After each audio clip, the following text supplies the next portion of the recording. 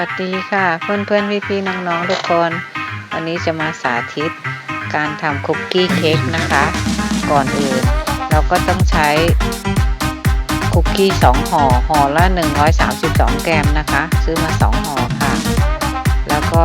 นม1 ถ้วยเบกกิ้งพาวเดอร์1 ช้อนชานะคะแล้วก็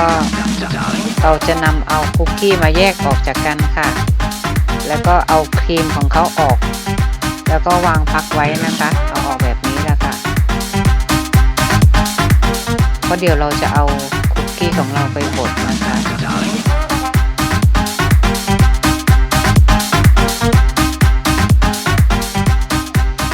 เมนูง่ายๆค่ะใช้แค่3 อย่าง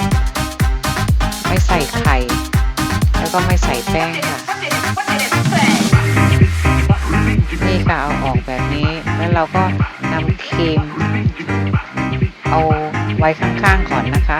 เราก็จะเอาคุกกี้ของเรามาใส่ถุงปิดให้มิดชิดแล้วเราก็จะไปบดให้ละเอียดค่ะแบบนี้ค่ะเราจะทุบไปทุบมาแล้วก็บางทีเราก็จะเอาไม้มาแบบถูไปถูมานะคะให้เขาบดละเอียดค่ะแล้วเราก็จะมาเทใส่ในโถแก้วนะคะหรือว่าชามค่ะชามใบใหญ่นิดนึงแล้วเราก็ใส่นมลงไปคลุกให้ละเอียดนะคะทำแบบนี้ไปเรื่อยๆค่ะจนคุกกี้ของเรากับนมเขาจะผสมเข้ากันค่ะแล้วก็จะดูผิวเนียนๆนะคะคนไปเรื่อยๆค่ะประมาณ 4-5 นาทีนะคะแล้วเราก็นำเจ้าครีมของเราที่เราแกะออกแล้วเก็บไว้มาเทใส่ด้วยกันนะคะแล้วเราก็จะมาคนให้ทั่วค่ะแล้วเราก็จะใส่เบกกิ้งพาวเดอร์1 ช้อนชาแล้วเราก็จะคนให้ทั่วแบบนี้เหมือนกันค่ะ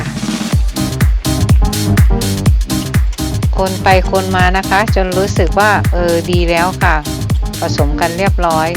เราก็จะไปตั้งหม้อไฟค่ะไปให้น้ำเขาเดือดเราก็จะหาวัตถุภาชนะที่เป็นอลูมิเนียมค่ะเราก็ทาเนยเข้าไปข้างในนะคะทาให้หมดค่ะเพื่อไม่ให้เค้กของเราติดค่ะแล้วเราก็จะเทเค้กของเราใส่ในภาชนะของเราแล้วก็เขย่านิดนึงค่ะให้ผิวเรียบเนียนนะคะพอเสร็จเราก็จะเอาไปนึ่งนะคะนึ่งแบบนี้ไฟปานกลางค่ะประมาณสัก 40-60 นาทีนะคะแล้วพอ 50 นาทีเราก็จะเอาไม้มาจิ้มดูนะคะว่าเขาสุกหรือยังถ้ามีติดอยู่กับช้อนหรือว่ากับไม้เราก็ต้องเพิ่มอีกสักประมาณ5 นาทีนะคะเช็คดูค่ะนี่ค่ะพอ60 นาทีแล้วเค้กของเราก็จะดูเป็นแบบนี้ค่ะไม่ง้อเตาอบนะคะทำง่ายๆค่ะเมนูง่ายๆทำทานที่บ้านให้ลูกหลานทานค่ะนุ่มค่ะ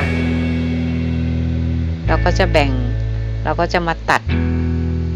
แบบนี้ค่ะพร้อมเสิร์ฟได้เลยค่ะนุ่มค่ะเหมือนกับเราใส่ในตู้อบเลยค่ะถ้าจะเพิ่มความอร่อยเพื่อนๆก็จะได้ใส่ไอศครีมลงไปหรือว่าจะใส่ช็อกโกแลตซอสก็ได้นะคะจะเพิ่มความอร่อยค่ะเวลาเรากินร้อนๆกินกับไอติมอร่อยค่ะเมนูง่ายๆค่ะขอให้เพื่อนๆลองทำดูที่บ้านนะคะขอบคุณที่ดูรายการค่ะอย่าลืมกด Subscribe กดไลค์กดแชร์กดคอมเมนต์แล้วก็กดกระดิ่งด้วยนะคะขอบคุณค่ะบาย